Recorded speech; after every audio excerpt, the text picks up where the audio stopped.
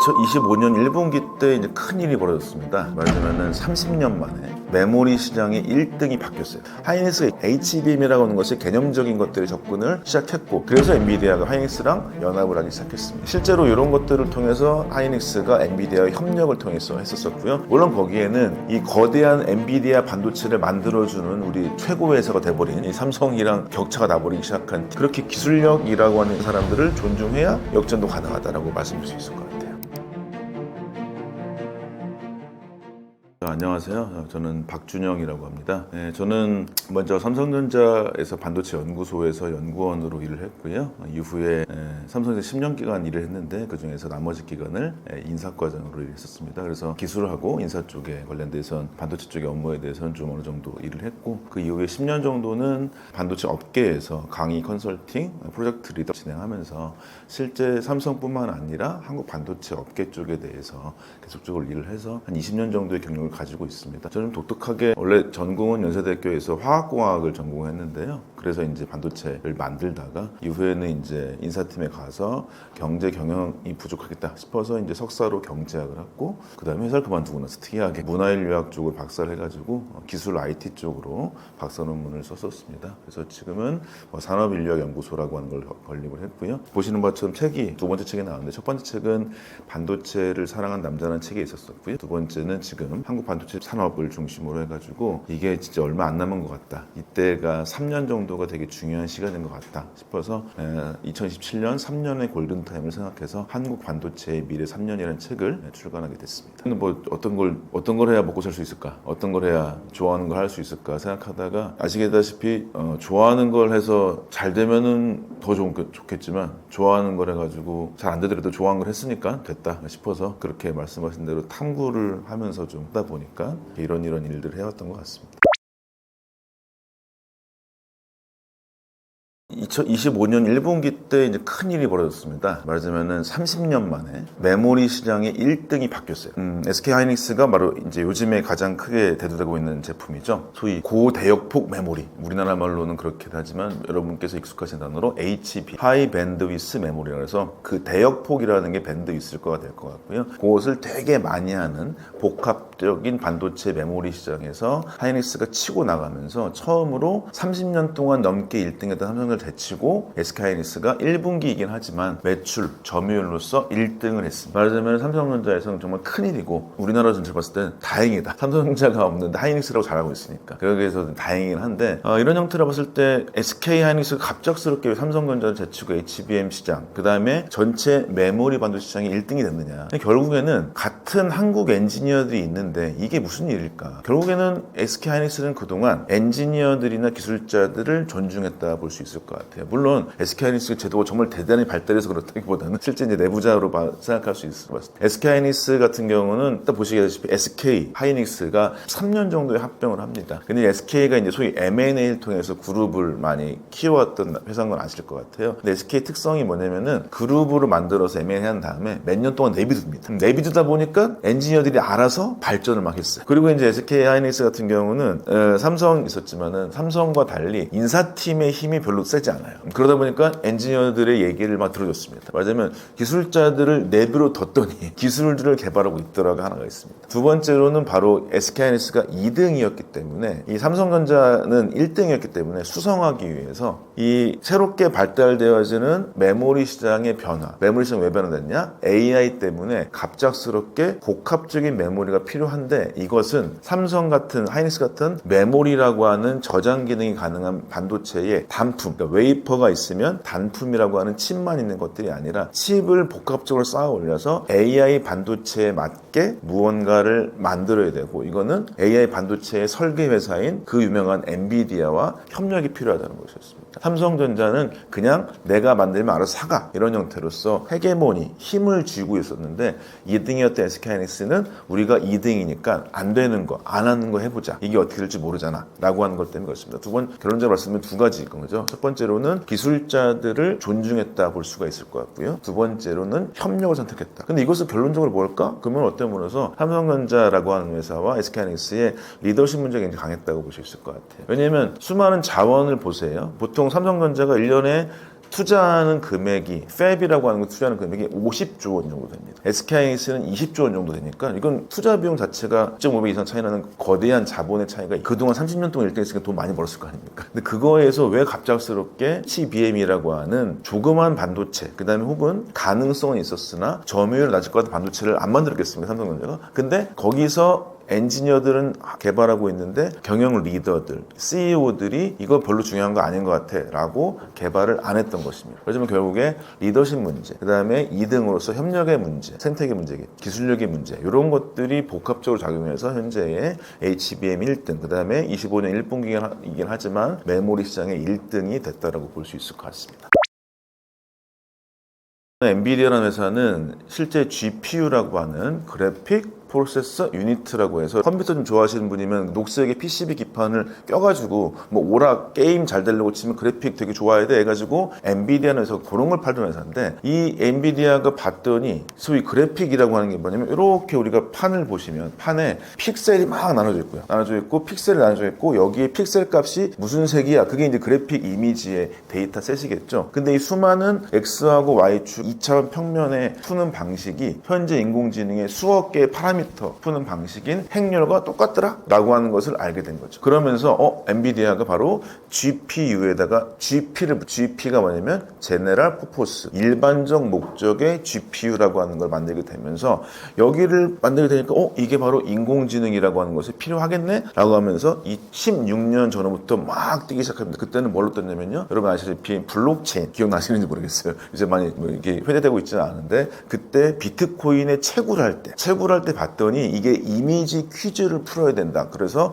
엔비디아의 GPU가 품귀 현상이 있었습니다. 그때가 이제 1차적으로 엔비디아가 이름 딱 알렸을 때인 것이고요. 그 다음에 여러분 많이 아시는 바로 오픈 AI 2022년이 딱 터지면서 이 GPU 가격이 너무나도 뻥 터져버린 것이죠. 이때 왜 하이닉스를 선택했냐? 엔비디아가 뭐 내부적으로 다 알려진 바시피 삼성전자를 이미 찾아갔습니다. 그 전에 왜냐면 삼성전자가 메모리 제일 잘 만드니까 협력합시다. 근데 삼성전자가 미안한 얘기인데 문전박대 같은 걸 했죠. 저 사람 누군데? 뭐 저 사람이 뭐 모리스 창이야? 아니면 인텔의 CEO 누구야? 아닌데 그냥 조그만 패밀리스 회사 CEO 아닌가? 라고 무시해가지고 젠슨은 화가 났어요. 화난 거. 이 상황이었는데 하이닉스 같은 경우는 HBM 기술을 먼저 알게 됐고요. 이건 이제 우리나라 국내 연구진도 많이 역할을 했었었죠. 카이스트의 랩실에 있었던 뭐 김용 교수님 어떤 기본 설계도 있었었고요. 그런 걸 통해서 하이닉스가 2013년도부터 HBM이라고 하는 것의 개념적인 것들에 접근을 시작했고 그래서 엔비디아가 바로 하이닉스랑 연합을 하기 시작했습니다. 실제로 이런 것들을 통해서 하이닉스가 엔비디아의 협력을 통해서 했었었고요. 물론 거기에는 이 거대한 엔비디아 반도체를 만들어주는 우리 최고 회사가 돼버린 이 삼성이랑 격차가 나버리기 시작한 TSMC라는 회사가 있죠.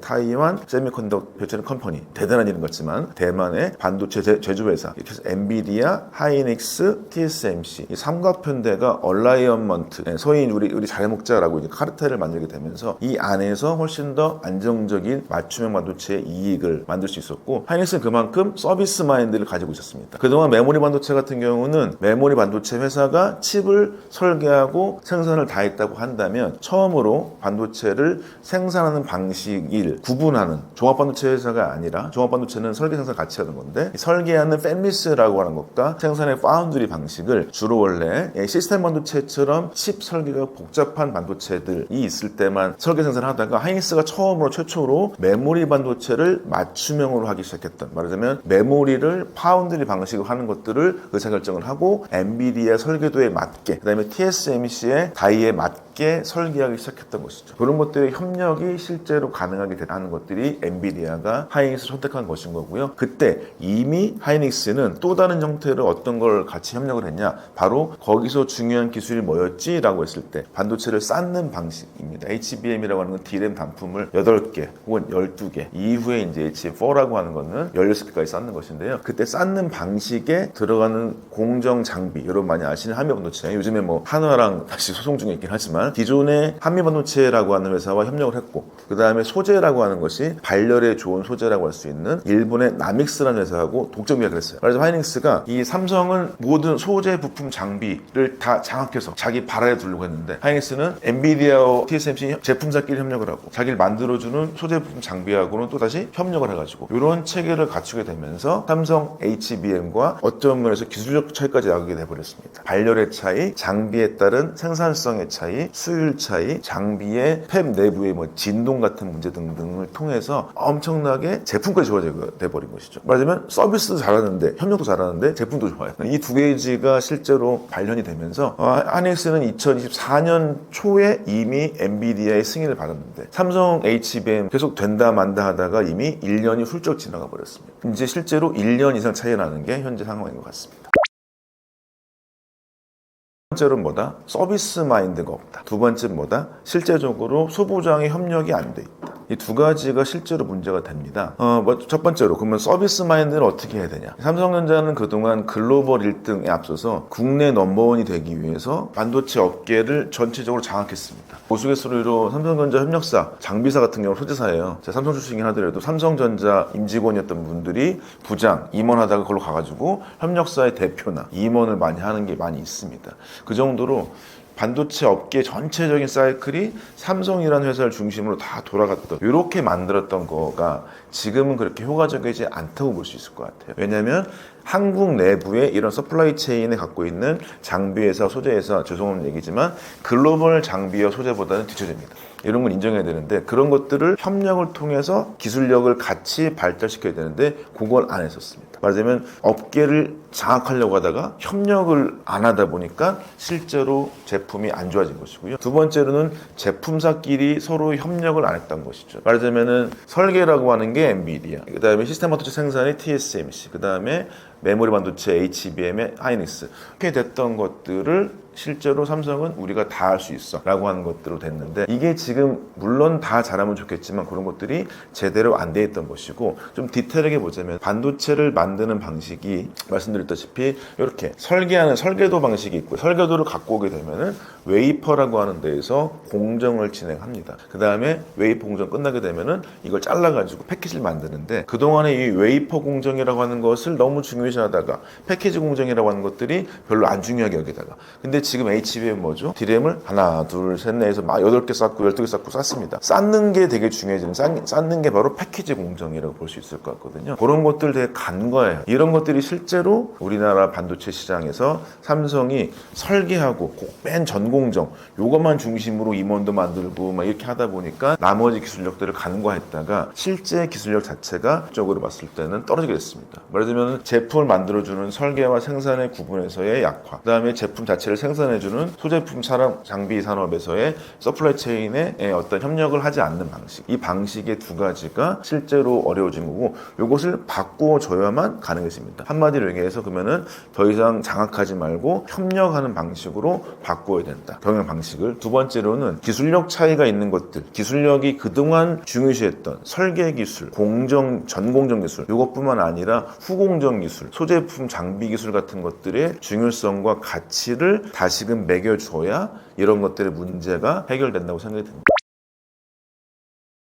하이 밴드위스 메모리라고 되어 있고요. 고대역폭입니다. 얼만큼 데이터를 한꺼번에 넣느냐라는 것입니다. 아까 말씀드린 대로 그 반도체에서 AI 반도체의 가장 큰 특징은 데이터가 되게 많이 있는 것들을 다 풀어가지고요. 수십 개, 수조 개 파라미터라고 하는 걸 풀어서죠. 근데 여기 있는 AI 반도체라고 할 수 있는 GPU, GPU나 NPU 같은 것들은요, 데이터를 갖고 올 수가 없어요. 갖고 온 데이터를 처리할 수밖에 없는 것이죠. 그럼 누가 갖고 옵니까? 데이터는 저장 매체인 HBM이 갖고 오는 것이죠. 말하자면 HBM이 없으면 아무리 데이터가 있어도 데이터 처리가 불가능합니다. 그러니까 HBM이 하나의 큰 물동량이 되는 것이고, 데이터 물동량이죠. 실제 시스템 반도체라고 하는 GPU로 넘겨야 됩니다. 근데 이런 형태가 현재의 로드맵상으로, 우리가 실제 오픈 AI에서 처음엔 우리가 글자를 챗봇으로 만들다가 이제는 우리가 이미지도 같이 만들 수 있게 됐죠. 이제 오타 나가는 것도 많이 없어졌잖아요. 그러다 이제 요새 뭐 하죠? 소라도 있기도 하고, 제미나이에서 만들어주는 배우 같은 서비스가 나오게 되면서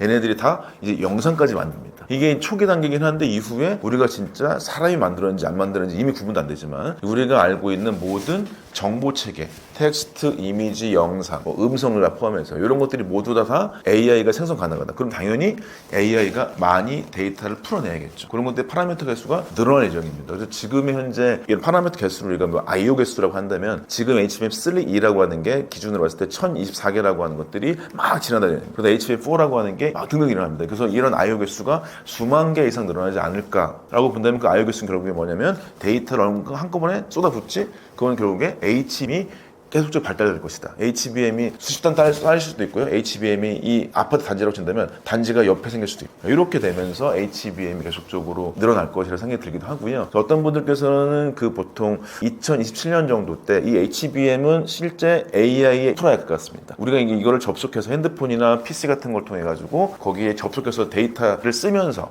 거기에 있는 풀이 방식을 갖다 오는 것 뿐이겠죠. 거기는 인프라에 가깝긴 하지만 이 인프라라고 하는 것들이 일단 첫 번째로는 계속적으로 발달될 것이다. 이거는 이제 빅테크 기업들, 그다음에 국가 단위로 소버린 AI 생기면서 이것들이 계속적으로 니즈가 있을 것 같다. HBM과 GPU는 같이 움직이니까요. 이런 것들이 있고 두 번째로는 우리가 이제 어떤 것이 실제 AI를 활용한 디바이스가 될지, 예, 반지가 될지, 안경이 될지 아무도 몰라요. 이 디바이스는 로봇이 될지. 근데 어떤 디바이스든 간에 이 내부에 엣지 디바이스, 디바이스용 온 디바이스 AI도 있기 때문에 거기에서의 조그맣게 있을 수 있는 HBM이나 아니면 뭐 DRAM일 수도 있겠지만 그런 것들에 대한 저장 매체가 될 수 있는 메모리 반도체는 계속적으로 늘어날 수밖에 없다. 결론적으로 인프라용 HBM은 여전히 회사들이 많이 늘어나기 때문에 국가가 필요하기 때문에 늘어나고 그다음에 엣지 디바이스가 있기 때문에 여전히 HBM이나 DRAM들의 니즈가 늘어날 것 같다. 그래서 실제로 뭐 AI 시스템 반도체 되게 중요하다고 얘기하는데요. 일각에서는 AI 반도체는 거의 놀고 있어요. 왜냐하면 메모리 월이라고 해서 메모리가 훨씬 더 어렵습니다. 데이터가 더 느려요. 그럼 데이터가 더 빠르게 하려고 치면 HBM이나 DRAM을 더 많이 써야겠죠. 메모리가 더 중요해지지 않을까 이렇게 고민하는 분들도 있을 정도로 시장 전망은 좋다고 볼 수 있을 것 같습니다. 단기간으로서 이 1년 이상 격차가 나버린 삼성 하이닉스 봤었을 때는 1년 격차를 먼저 좁히는 게 필요할 것 같아요. 근데 이제 실제 제품 개발에 어떤 형태의 패러다임 시프트가 일어날 때가 한 번 있습니다. 지금이 언제냐면은 25년 말 정도에 HBM4라고 하는 게 일어납니다. 근데 그때는 기본적으로 봤었을 때는 DRAM이라고 하는 단품의 기술력이 유사하다고 봤을 때, 근데 이것도 아쉽지만 지금 하이닉스가 이미 6개월 이상 앞서 있습니다. 여러분께서 보셨던 정보를 보자면 뭐 DRAM의 10나노 6세대, 이게 뭐 D1C라고 보통 얘기하는데요. 이게 보통 개발 단계에서 보게 된다면은 삼성전자 같은 경우가 개발해서 양산 중인데 하이닉스는 이미 양산이 잘 되고 있어요. 말하자면 이것도 6개월 차이가 납니다. 그렇기 때문에 이것도 좋지 않지만 이게 같다고 친다면 그때 HBM4라고 하는 것들이 나오게 됐을 때는 이때부터는 뭐 하이브리드 본딩이라고 하는 또 다른 형태의 반도체 기술이 필요해 있습니다. 그러면 이때 이것은 좀 기존의 방식 HBM3, 3E와는 조금 다른 형태의 기술입니다. 그거에서 이제 삼성전자 같은 경우는 여기서 이제 역전 혹은 동시 인증 같은 것들을 요구하고 있어서 25년 말 정도가 이제 귀추가 주목되는데요. 그때 만약에 현재의 인증을 동시에 받거나 혹은 삼성전자가 앞서게 된다면 달라질 수 있겠지만 그런 것들이 만만치는 않을 것 같아요. 왜 그러냐? 이 기술력 하나만으로 되는 게 아니다. 삼성전자가 하는 게 중요한 게 뭐냐? 바로 서비스 마인드라고 하는 협력 체계라고 하는 것들을 갖출 수 있는 것이냐? 이런 것들을 갖춰야만이 현재 엔비디아에도 고개를 숙여야 되기도 하고요. 어떤 면에서 TSMC하고의 협력도 일어날 수도 있습니다. 혹은 소부장이라고 하는 것들의 협력도 일어날 수도 있거든요. 이런 형태로서 이 글로벌 서플라이 체인 내에서의 협력하는 주체로서 들어와야만이 삼성이라고 하는 회사가 일단 메모리로서는 영향이 있을 것 같고요. 그것을 TSMC와 경쟁력이 있을 정도의 시스템 반도체 만들 수 있자라고 하는 파운드리 사업이 발달된다고 치면 이상적이겠지만 그런 것들은 이제 좀 중장기적으로 봐야 될 것 같아요. 3년 이상 봐야 될 것 같습니다. 그게 아니고 단기간을 봤을 때는 여전히 하이닉스가 유리할 수밖에 없는 것이고 삼성전자는 1년에서 1년 반 정도 봤을 때 HBM을 유사하게 경쟁력이 있거나 아니면은 좀 격차를 좁히는 정도, 현재 1년은 나지만 3개월에서 6개월 사이로 좁히는 정도가 있지 않을까 생각이 듭니다. 메모리 산업 같은 경우는 3강입니다. 국내에서 해외를 넓혀보면 삼성, 하이닉스, 그다음에 마이크론이라는 회사가 있죠. 마이크론 회사는 일본의 메모리 회사들을 막 합병했다. 근데 여기서 마이크론의 강점이 뭐냐면요. 삼성 폐쇄적이고 하이닉스는 좀만 개방적이긴 한데 마이크론은 정말 개방적입니다. 기술 같이 개발 다 하고요. 막 이러고 있어요. 말하자면은 미국이라는 회사의 자신감일 수도 있겠지만 모든 기술 같은 것들 되게 개방을 잘합니다. 이런 것들도 있고 그다음에 엔지니어들에 대한 의사결정은 굉장히 높아요. 말하자면 우리나라가 이제 뭐 그룹사에서 임원 선출한다 이런 것들이 굉장히 당연시 여기겠지만 마이크론은 예산과 인사권을 기술임원 다 줍니다. 그 상태에서 당신 책임져요? 안 그러면 잘려? 이렇게 되는 거거든요. 그렇기 때문에 이 엔지니어들이 막 이것저것 알아서 해봐요. 그래서 기술력을 아주 단기간에 따라왔습니다. 지금은 실제 반도체 경쟁력이 삼성, 하이닉스, 마이크론이 외려 삼성이 좀 더 뒤쳐졌지 하이닉스, 마이크론은 생산성 차이가 있을 뿐 기술력이 유사하다고 볼 수도 있습니다. 그래서 근데 이 마이크론이 마켓쉐어를 봤을 때는 생산성이 뒤쳐지기 때문에 아주 유리하다고 볼 수는 없겠지만 여전히 업계의 강자가 될 수 있겠다 싶은 생각이 들어서 지금 보자면 현재의 업계의 큰 어떤 점유율을 보자면 4대 2 정도로 볼 수 있어요. 뭐 4, 4, 2 정도가 나을 것 같네요. 그죠? 그래서 그 정도 4, 4, 2 정도가 나을 것 같아서 근데 20%가 이게 무너지냐 그렇게보다는 마이크론이 만만치 않은 기술력이 있다. 결국에 또 뭐냐? 그렇게 기술력이라고 하는 있는 사람들을 존중해야 역전도 가능하다라고 말씀드릴 수 있을 것 같아요.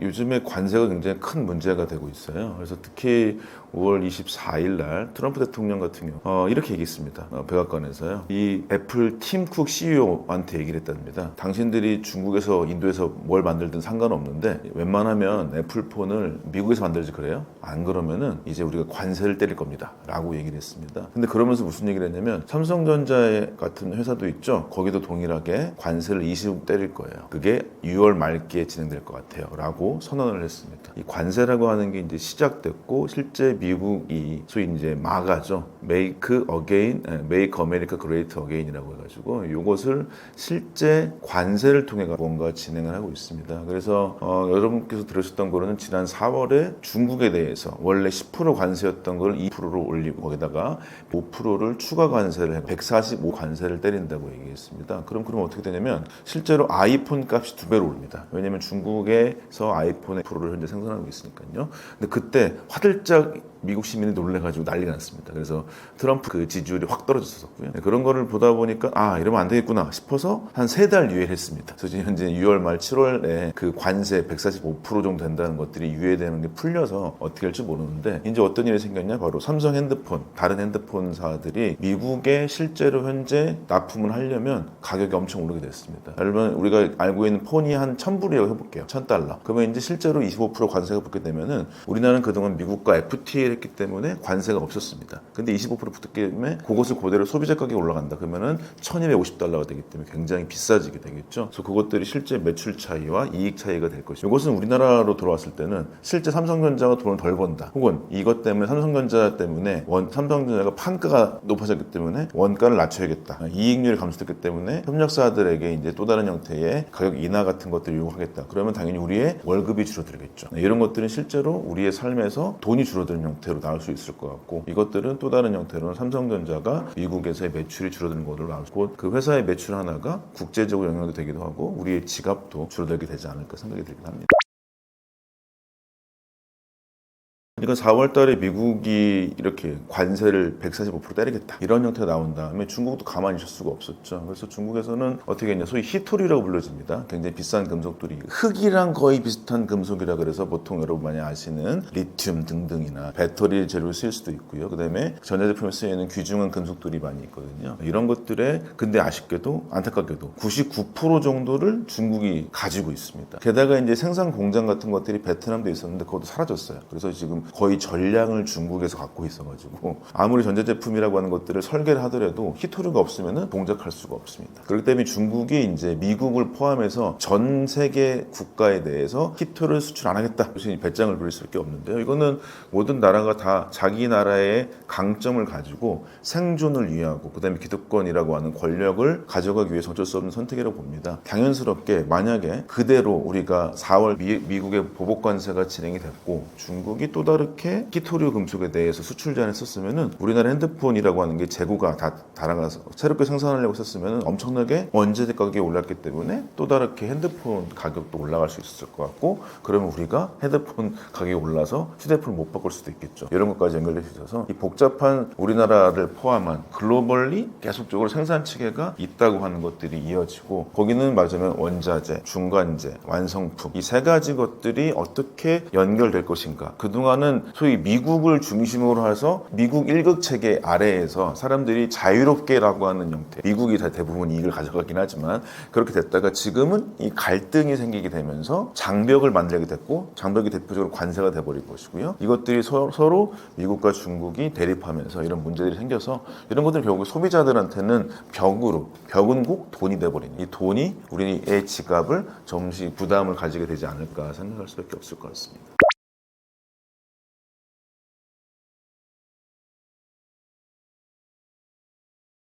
이제 보복관세라고 하는 것들의 예외 조치가 이제 소위 아뜨거 아이폰 때문에 이제 나왔던 게 정확히는 7월 초지만 6월 말부터 이 휴정 기간이라고 하는 90일의 3달 기간이 끝날 것 같고, 그러면 실제 어떻게 될 거냐? 여전히 불확실합니다. 근데 이번에는 제가 봤을 때는 트럼프가 어느 정도 카드를 준비하지 않을까 싶어요. 그래서 이제 트럼프가 으름장을 난다, 아니면 어떤 분들은 트럼프가 이상한 광인 같다라고 하지만 트럼프는 이상하지만 똑똑한 사람 같습니다. 그렇기 때문에 이 소위 미국을 다시금 유대하게 한다 라고 하는 정책이 만만한 일은 아닙니다. 실제로 그래서 불확실성이 결론적으로 증가될 수밖에 없는데, 여기에서 소위 우리가 같이 고민해야 될 게 미국이 과연 실제 생산단지 같은 것들을 다시금 미국으로 오게 하든지 아니면 관세를 물게 하든지 이런 형태겠죠. 어쨌든 간에 뭔가 벽을 높인다는 겁니다. 그 벽을 안으로 들어와서 벽 안에서 생산하든지 벽 바깥에서 하려면 돈을 내든지, 이 두 가지 선택인데 실제 이게 만만한 얘기가 아닙니다. 그러니까 미국이라는 나라는 그동안 설계를 중심으로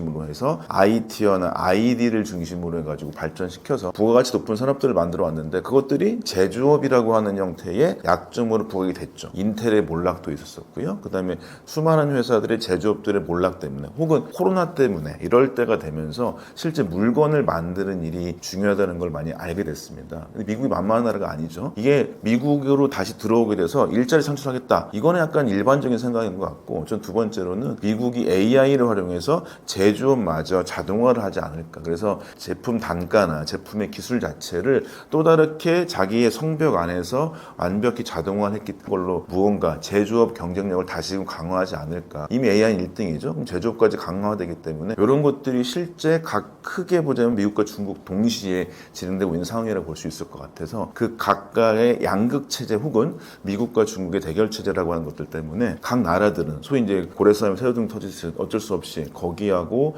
연결될 수밖에 없긴 하겠지만은, 또 다르게 보자면은 불확실성은 여전히 증가될 것이고, 소위 얘기했던 자유무역이라고 하는 것들은 좀 더 계속적으로 균열이 있지 않을까라고 볼 수 있을 것 같습니다.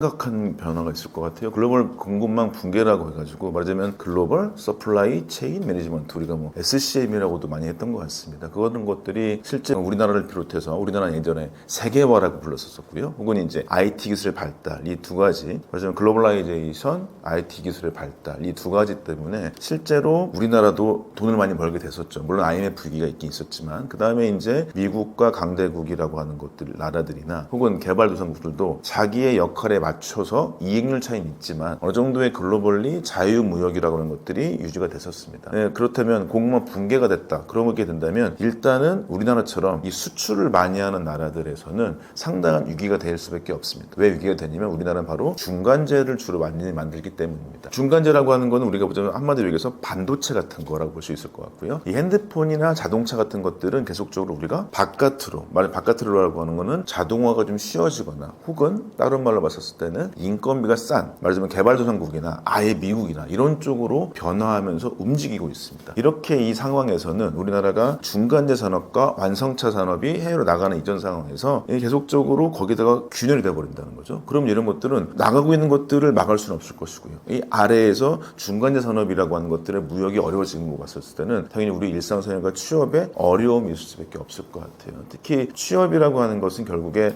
그 각 회사들이 고용을 창출해야 되는 건데, 고용 창출은 이익에 달려 있고요. 이익은 결국에는 현대자동차, 삼성전자, 거기에 갖고 있는 서플라이 체인에 들어가 있는 회사들의 매출 발생 때문에, 이익 발생 때문에 고용이 일어나기 때문에 이런 것들이 상당히 난점으로 다가올 수 있습니다. 근데 저는 그것들이 기존의 우리나라의 산업 체계의 단점을 개선할 수 있는 하나의 기회가 되지 않을까 생각이 들긴 합니다. 결국에는 우리나라의 가장 큰 장점, 말하자면 이렇게 됐었죠. 개발 독재 시대부터 시작해가지고 우리나라는 재벌 대기업을 중심으로 산업을 선택해왔습니다. 많습니다. 기억하시기에는 삼성은 전자, LG는 화학, 포스코는 제철, 현대는 자동차 이런 것들이 막 있었죠. 근데 요것이 잘 되다가 IMF 딱 맞았는데 이게 더 심해집니다. 말하자면 이제는 기억하시겠지만 반도체를 잘 돼서 현대, LG, 삼성이 다 했었어요. 근데 IMF 딱 되니까 정리하고 삼성이 하세요. 그래서 여전히 LG가 가장 아쉬워하는 게 뭐죠? LG의 이제 LX 회장으로 갔던 구본준 회장도 반도체를 빅딜했던 걸 여전히 가장 마음 아파합니다. 예를 들면 현재 기아 현대자동차라고 하는 게 합병돼 있긴 하지만 그때 자동차 산업을 주게 될 수밖에 없었던, 이제 돌아가셨지만은 이건희 회장 같은 경우도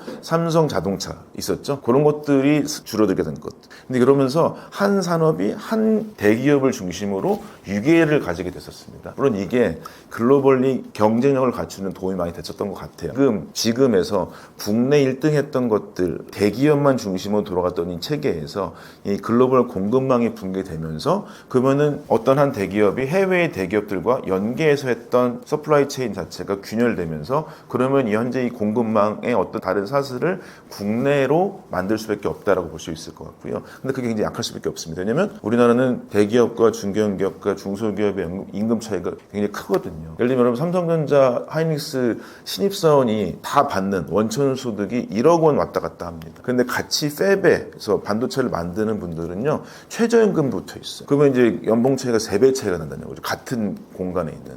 이런 것들이 굉장히 큰 문제가 될 수밖에 없고, 그래서 이번에 우리나라가 이런 형태의 공급망 붕괴라고 하는 형태의 상황이 됐을 때 다시금 대기업만 이렇게 볼 것도 있겠지만 대기업이 더 좋은 대기업만큼의 대기업 같은 대우를 할 수 있도록 우리나라 내부의 서플라이 체인을 만드는 방식 같은 게 된다면 취업시장 자체가 훨씬 더 다변화되지 않을까 싶어요. 왜냐면 제가 이제 삼성에서 일하고 난 다음에 이제 인사팀에 있었기 때문에 취업 전선에 있는 대학생분들을 굉장히 많이 만납니다. 근데 이제 너무 힘들어해요. 왜냐면 갈 곳이 대기업밖에 없으니까요. 여전히 우리는 주위 사람을 눈치를 많이 볼 수밖에 없는 관계적인 우리나라 사람들이기 때문에 어디 다녀요? 그랬을 때 삼성 다닙니다. 요즘 SK 인기가 더 많죠. SK 하이닉스 다닙니다. 그러면 더 이상 설명할 필요 없어요. 근데 제가 반도체 업계 어디 다닙니다. 거기가 어디야? 이러면 또 이제 마음이 상하죠. 그게 왜 그러냐면 그 정도 같은 반도체를 만듦에도 불구하고 A라는 회사와 B라는 내가 이름만 아는 회사가 브랜드도 좋은데 근무권도 좋고요. 휴가도 잘 갈 수 있고 다 좋아요. 이런 것들의 불균형이 해소될 수 있는 가장 중요한 기회가 아닌가 싶어서 이때가 되게 중요한 상태가 아닌가 싶어서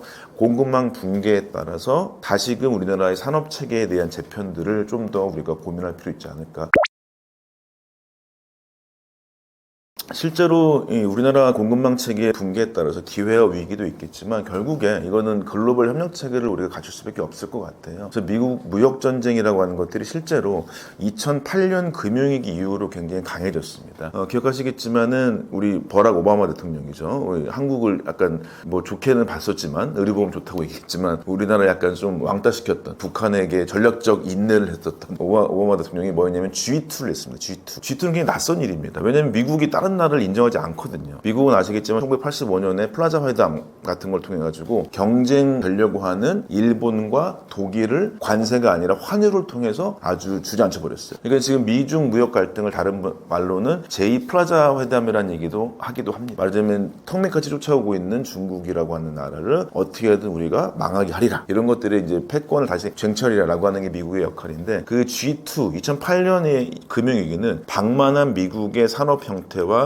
금융자본이라고 하는 것들을 중국이 소비로 인해서 막아준 거죠. 결국에는 이런 상태가 되면서 미국은 중국을 무시할 수 없게 돼버렸습니다. 그러다가 실제 그것이 표면적으로 드러난 게 결국에는 트럼프 대통령이 들어와서 만들었던 미국 무역 전쟁이 16년 전후로 많이 일어났었고요. 마찬가지로 이제 바이든 대통령도 마찬가지고 그렇게 했었고 미중 무역 전쟁이 지금 더 격심합니다. 그럼 이때는 누가 또 될지는 잘 모르겠어요. 아직까지는요. 기술력이 갖고 있는 미국과 근데 중국도 기술력이 만만치 않죠. 가장 중요한 게 인구를 많이 갖고 있는 중국. 이 상태가 돼버렸습니다. 게다가 제조업이라고 하는 것들을 모두 다 중국에서 만들고 있습니다. 이런 형태가 됐습니다. 근데 우리나라는 뭐다? 바로 중간재 산업의 가장 커다란 경쟁력을 가지고 있다고 볼 수 있을 것 같아요. 그렇다면 뭐냐? 이때 기업뿐만 아니라 우리 개인뿐만 아니라 정부의 역할이라고 하는 것들을 꼭 고려해야 될 것 같습니다. 저는 이제 우리가 정치 체계마다 다르겠지만 결국에 균형할 수밖에 없겠다라고 얘기할 수 있을 것 같아요. 말하자면 뭐 중국을 극복해야 된다. 뭐 이런 형태, 뭐 어떤 분들은 뭐 이념이 더 중요하다 이런 분들도 있었는데 이런 것들은 이미 시대가 많이 지나갔고 낯익은 이념 논쟁밖에 안 되겠습니다. 결국에 우리나라가 경제적으로 혹은 산업적으로 우리가 취업시장에서 내 지갑 지갑이 되고 하는 것들이 더 좋아지라고 치려면 이러한 형태의 이 위기 상황, 불확실성 속에서 우리가 가장 잘하는 건 무엇이고 우리가 협력해야 될 건 무엇이고 거기에서 잘하는 거에서 협력할 것이 있다고 친다면 잘하는 거는 계속적으로 잘할 수 있도록 도와줘야겠지만 못하는 거는 아쉬운 것 같은 경우는 어떻게 되죠? 정부에서 역할을 해줘야 될 수밖에 없습니다.